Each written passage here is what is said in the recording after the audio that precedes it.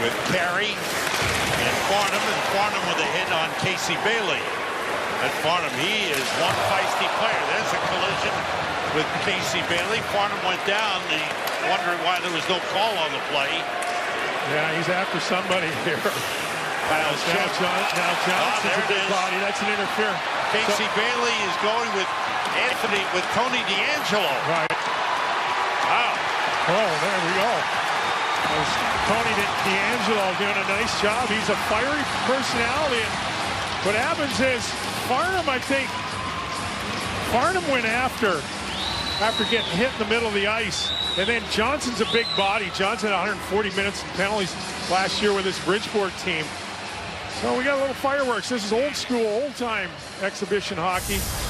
And we'll take a look at Farnham here. He goes in and he puts a hit on Bailey.